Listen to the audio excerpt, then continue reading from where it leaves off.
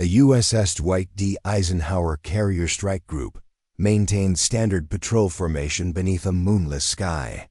Sea State 2, weighing from the northwest at 8 knots. Then radar screens across 5 warships ignited with contacts, the NTPY-1D. Radar array aboard the USS Gettysburg detected them first. 217 airborne contacts, bearing 342 degrees. Range, 114 nautical miles. Speed, 95 knots. The tactical action officer aboard the guided missile cruiser logged the detection at 4 hours 23 minutes and 41 seconds hours. Within 6 seconds, the tactical data link transmitted contact information to every vessel in the strike group. The threat assessment was immediate. Iranian Shahed 136 one-way attack drones, launched in coordinated saturation swarm doctrine. Time to weapons engagement zone, 38 minutes. Admiral Clayton Mercer, commanding the strike group from the Eisenhower, issued authorization for defensive protocols at 4:24 hours. The battlespace transformed. 5 Aegis combat systems synchronized targeting solutions. 2 Arleigh-Burke-class destroyers, USS Kearney and USS Laboon, moved to forward picket positions. The cruiser Gettysburg assumed Central Air Defense Commander role. 1,400 sailors moved to general quarters in 97 seconds. The hydraulic whine of missile hatches unlocking echoed across darkened flight decks at 4:27 hours. 4 FA-18F Super Hornets launched from Eisenhower's catapults. Call signs Viper 1 through Viper 4. Each aircraft carried 6 IM-120D MRAM missiles and a full gun load. Their mission: establish a forward engagement line 85 nautical miles ahead of the strike group. At 4:31 hours, the fighters reached station altitude 28,000 feet. Their PG-79 AESA radars acquired the drone swarm immediately. The formation stretched across a 40-mile front. Tactical coordination indicated launch points from 3 Iranian coastal facilities: Bandar Abbas, Jask, and Chabahar. 4:34 hours. The Super Hornets engaged. Viper 1 and Viper 2 fired first. 8 AMRAMs streaked downward into the drone cloud. Impact time, 19 seconds. 7 drones disintegrated in rapid sequential fireballs. The 8th missile proximity fuse failed electronic warfare jamming from a controller drone, disrupted its seeker head. Viper 3 and Viper 4 fired immediately after. 12 more missiles, 11 impacts. The opening salvo destroyed 18 drones in 34 seconds. 199 remained. At 4:38 hours, the swarm adapted. Iranian ground controllers dispersed the formation into 3 prongs. The northern prong 67 drones angled toward the Eisenhower. The central prong 81 drones maintained direct approach toward the cruiser Gettysburg. The southern prong 51 drones descended to wave top altitude, attempting to exploit radar horizon limitations. The tactical action officer aboard Gettysburg designated the central prong as priority alpha threat. At 4:41 hours, Aegis engagement began. The cruiser fired first. 12 RIM-174 standard ERAM missiles erupted from vertical launch cells. The missiles climbed to 65,000 feet before pitching over into terminal dives. Active radar seekers locked 11 targets. Impact time, 28 seconds. 11 drones vaporized across a 14-mile kill zone. Simultaneously, the destroyers Kearney and Laboon fired 16 RIM-162 evolved Sea Sparrow missiles. The smaller, shorter-range interceptors targeted the wave-skimming southern prong. 14 impacts. 13 drones destroyed. The strike group's defensive fire reached cyclic rate. At 4:47 hours, the first Iranian drones penetrated to 22 nautical miles. The engagement envelope compressed catastrophically. Super Hornets above the swarm expended their missile loads Viper. Flight achieved 41 confirmed kills and transitioned to gun runs. 20mm M612 Vulcan cannons erupted at 6,000 rounds per minute. Tracers carved luminous arcs through darkness.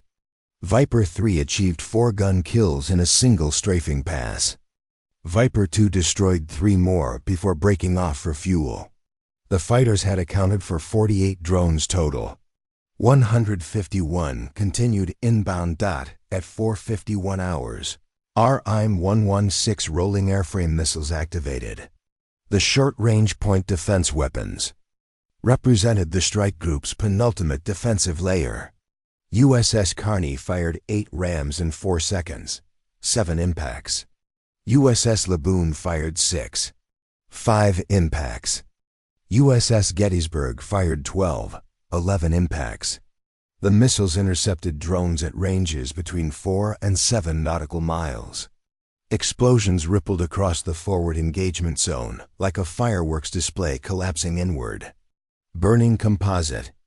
Debris rained into the Arabian Sea. 128 drones remained. Range, 11 nautical miles. At 4:54 hours, the Phalanx close-in weapon systems engaged. 6 radar-guided 20mm Gatling cannons across 3 warships achieved target lock. The weapons fired 4,500 rounds per minute each. Tungsten penetrator rounds created intersecting kill zones, extending 3 nautical miles from each vessel. The first drone disintegrated 2.7 nautical miles from USS Gettysburg.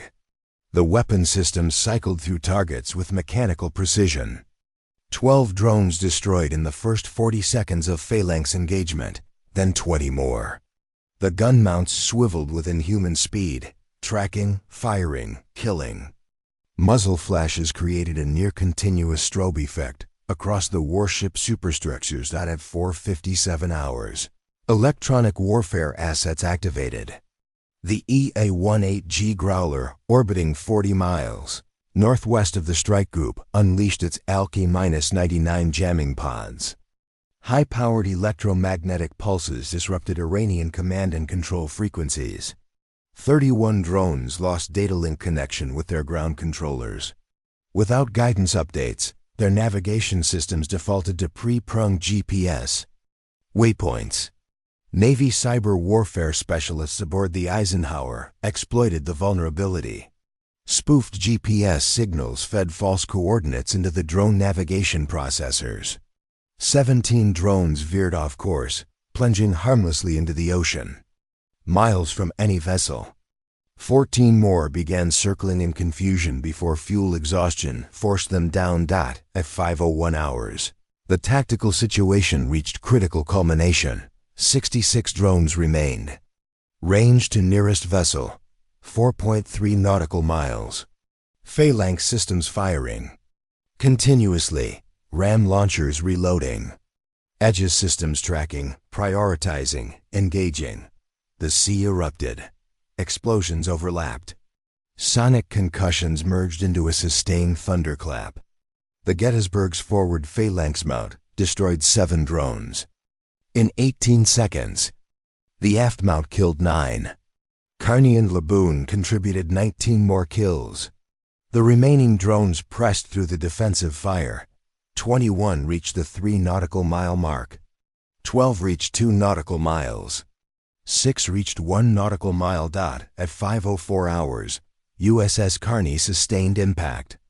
1 Shate 136 evaded all defensive fires and struck the destroyer's portside quarterdeck. The 40-kilogram warhead detonated against armor plating. The explosion shredded antenna arrays and destroyed a rigid-hull inflatable boat. 3 sailors suffered shrapnel wounds. The ship maintained full combat capability. 5 seconds later, another drone struck USS Laboon amidships. The warhead penetrated external plating before detonating inside a void space. Structural damage minimal, no casualties. These were the only impacts. The final 4 drones disintegrated in Phalanx fire 800 yards from the Eisenhower. At 5:06 hours, 43 minutes after initial detection, silence. 217 Iranian drones launched. 217 drones destroyed or neutralized. 3 wounded sailors. 2 vessels with repairable damage. 0 fatalities.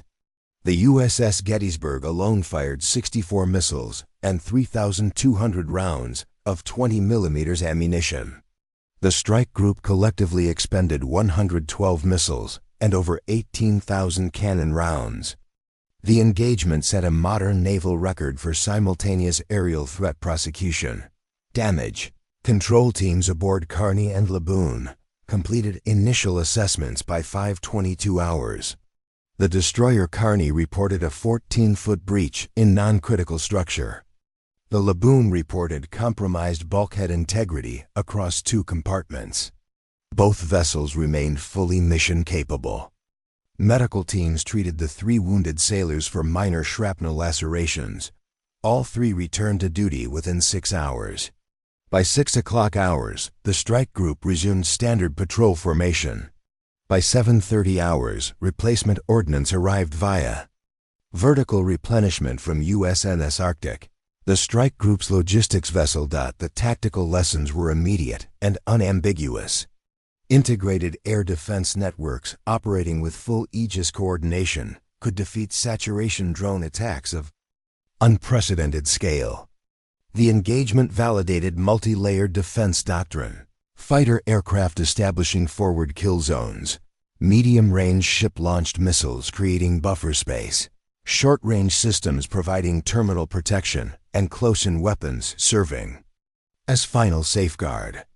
Iranian planners had theorized that overwhelming numbers could penetrate American defenses. The theory died in 43 minutes of executed precision. Strategic ramifications cascaded through regional military calculations. Iranian military leadership convened emergency sessions in Tehran within hours. The drone strike represented a significant expenditure. Each Shat 136 cost approximately $20,000, totaling $4.3 million in destroyed assets, not including launch infrastructure and logistics. The return: 3 wounded sailors and superficial damage. The cost-exchange ratio proved catastrophic for Iranian asymmetric warfare doctrine. Within 72 hours, satellite imagery detected reduced activity at Iranian drone production facilities. Regional actors observed and recalculated. Saudi Arabia requested accelerated delivery of integrated air defense systems. The United Arab Emirates increased military coordination with U.S. Central Command. Israeli defense analysts published assessments validating their own multi-layer defense investments. China's naval theorists studying anti-access strategies absorbed lessons about American defensive capabilities. Russia, which had supplied drone technology to Iran, faced uncomfortable questions about weapons effectiveness. The engagement fundamentally reshaped deterrence calculations in the Strait of Hormuz. Iranian threats to close the waterway through which 21% of global petroleum passes had dominated regional security discussions for decades. The drone swarm represented Tehran's most sophisticated attempt to demonstrate closure capability. Its comprehensive defeat eliminated a strategic option. The calculus became inescapable. Iran could launch attacks, but it could not close the strait.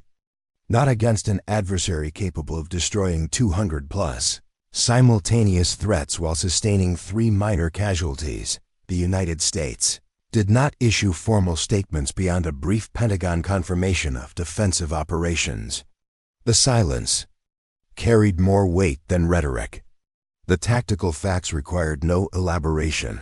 The destroyed drones spoke. The operational strike group spoke. The open shipping lane spoke.